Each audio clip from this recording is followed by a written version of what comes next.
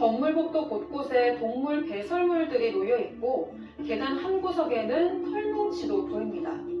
이 흔적들을 따라가 보니 오랜 기간 사람의 손길이 닿지 않은 듯한 한 가정집에 고양이들이 숨어 있는 모습인데요.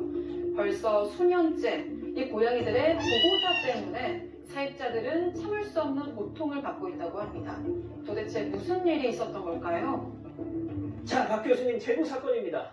네, 제보자는 수원의 한 다세대 주택 4층에서 살고 계시는 분인데 이제 본인의 집을 가지고 계신 분이에요. 그런데 이 집 앞집에 한 세입자 가족이 있는데 70대 아버님과 40대 아들입니다. 근데 이분들이 맨 처음에는 그 건물을 잘 관리하는 아주 좋은 그런 세대였어요. 이렇게 막 공동 경비도 걷기도 하고 건물도 관리하고. 근데 이제 문제는 3년 전에 일일이 이 건물로 들어온 고양이 2마리를 집안에 들이면서 시작됐습니다. 자, 이거 가슴 따뜻해지는 사연 아니야. 여기까지는 그렇습니다. 이후부터가 문제였어요. 직접 들어보시죠. 지금 순식간에 돌아가는 게 30여 마리로 추정이 되는데 임신한 개 차이가 안에도 지금 상당히 많은 게 있어요. 사람들이 스트레스가 너무 많고 그 냄새가 겨울이라 조금 덜하긴 하지만 여름에는 1층에 근처만 가도 냄새가 그냥 너무 역겨워서 토가 나올 정도거든요. 세입자가 냄새가 난다고 고양이 털이 돌아다닌다고 이러니까 대화할 필요가 있어가지고 문을 두드려도 나오질 않아요. 옥상에서도 울음소리 나고 앞집에서도 막 어마어마한 그 고양이 소리 일어나니까 민원이 제기가 됐던 거죠. 아니, 아까 분명 2마리였다고 했는데 30마리? 네, 이게 제보자에 따르면 한 2년 전부터 이 해당 집에서 정말 고양이 울음소리가 밤낮 없이 끊임없이 울렸다고 합니다. 이게 알고 보니까 길고양이들을 거두면서 중성화를 하지 않고 키운 거예요. 그래서 1년 사이에 고양이 수가 정말 기하급수적으로 늘어났던 겁니다. 이 관리도 제대로 안 해서 집이 고양이들의 분변으로 뒤범벅이 있었다고 하고요. 더 심각한 건 이런 피해가 건물 전체로 퍼지기 시작했던 겁니다. 고양이들이 집 밖으로 좀 자유롭게 다니게 하는 바람에 건물 복도에 배설물, 또 털이 곳곳에 있다고 하고요. 한여름에는 배설물 냄새 때문에 창문을 열 수 없는 정도가 아니라 창문을 닫고 있어도 정말 구토가 나올 정도로 악취가 심하다고 합니다. 지금은 날이 추워져서 조금 악취가 그나마 덜해졌지만 고양이 울음소리가 정말 밤마다 울려서 세입자들의 스트레스가 정말 이만저만이 아니라고 합니다. 아유, 지금 그 집 내부 모습이 나오는데 이 정도면 거의 애니멀 호던데 이거. 그렇죠. 이제 지난해 5월에 해당 건물로 이사온 외국인 세입자 이때 좀 상당히 이제 고충을 이제 토로했다고 하는데요. 매일 퇴근해서 오면 현관문도 못 열고 또 배설물이 있기 때문에 악취 때문에 집 밖에 나가는 것도 힘들었다고 합니다. 문제가 좀 있어요. 아내가 쌍둥이를 임신한 상태인데 이런 분들이 계속 반복이 되니까 유산했다. 아이고. 본인은 그렇게 생각하고 있어요. 인간성이 있는지는 몰라도. 결국 이 외국인 세입자 3개월 만에 이사를 갔다고 하고요. 이 세입자뿐만 아니라 다른 세입자 따져보로도 이 할아버지가 주먹질을 했다고 주장을 하고 있습니다. 또 지금 이 나오고 있는데요. 공용 공간 옥상 문을 잠가놨는데 옥상 벽을 살짝 뚫어놓고 고양이 은신처를 만들어줬다고 합니다. 그래서 고양이가 막 오가는 차에서 저 공간 통해서 오갑니다. 결국 기와 같은 게 막 떨어지기도 하고 다행히 큰 사고는 발생하지 않았는데 경찰, 소방대원이 출동해서 이 상황이 결국 나아지진 않았다고 합니다. 아니 저도 이제 고양이를 키워서 알지만 고양이들이 막 벽 긁고 하여튼 막 타고 막 이러면서 그래요. 자, 그래서 이 외국인 세입자가 이사를 결심했어요. 그런데 이사 가기 전에 뭔가 좀 팍 한번 해보고 싶어가지고 할아버지한테 따져 물었다는 겁니다. 자, 그럼 그 할아버지, 아유 미안합니다, 잘 관리할게요 했을까요? 체크포인트 짚어보죠.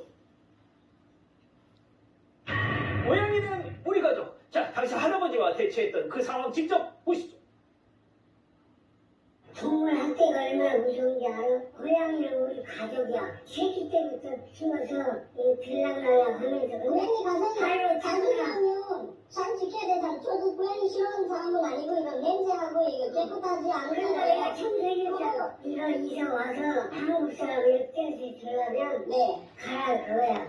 저도 이것 때문에 많이 스트레스를 받고 있습니다. 고양이는 그런 자기네들이 다 사는데 돌아다니지 그걸 붙들어낼 수 있어? 붙들어내냐고 고양이. 못 나는 것도 싫어해. 막 문을 가장 걸고. 많이 돼요. 집에서 이렇게 키우면 돼요. 그걸 해 그럼.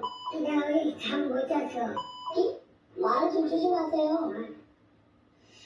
아유, 아무리 고양이가 가족이고 해도 사람이 우선이지. 그러니까요. 이제 뭐 고양이들을 키우면서 정이 들어가지고 저렇게 좀 힘들어하시는 건 아니겠는데요. 뭐 고양이들 문 닫으면 긁고 뭐 이렇게 문 닫는 것 자체도 어렵고 그리고 청소도 나름대로는 열심히 하신다고 하는데 문제는 주변 사람들이 너무 고통스럽다는 거죠. 그리고 오히려 다른 세입자들은 동물 학대법으로 얘기를 하시니까 주변에서는 얼마나 답답하겠어요. 우리도 고양이 싫어하는 게 아니다. 근데 너무 냄새나고 너무 시끄럽고 그러니까 살 수가 없다라고 얘기를 하는 건데 문제는 전혀 대화가 안 된다는 거예요. 도리어 니네 나라로 돌아가. 난 너 때문에 도리어 나도 스트레스 받으니까 니네 나라 인도로 돌아가라. 뭐 이렇게까지만 얘기를 하고 그리고 다른 세입자들도 이분들하고 대화를 하려고 해도 뭐 문도 안 열어주고 전화도 받지 않고 한다고 합니다. 아유, 인종차별까지 하셨. 자, 팀장님. 아유, 근데 지금까지는 세입자 간의 갈등이었는데 집주인도 지금 골머리를 앓고 있다고요? 그렇습니다. 집주인이 세를 줬는데 세입자가 이 문제의 할아버지 때문에 살 수가 없지 않습니까? 털 날리고 냄새나고 그러니까 집을 빼달라고 하니까 집을 빼달려면 전세금을 줘야 되기 때문에 경제적으로 힘들기도 하고 또 부동산에서 내놔도 부동산에 소개를 못하는 거예요. 이 할아버지 때문에. 그러니까 10세대 중에 4세대가 비어 있는데 문제가 또 있습니다. 공동으로 수도를 내고 있는데 할아버지만 안 낸다는 거예요. 그러니까 10월부터 수돗물이 끊긴다는 통지가 와 있는 상태고 뭐 대책이 했지만 특별한 규정이 없고 이 집주인 할아버지의 집주인이 아무런 대책도 하지 않기 때문에 이분들이 상당히 지금 골머리를 앓고 있는 것입니다.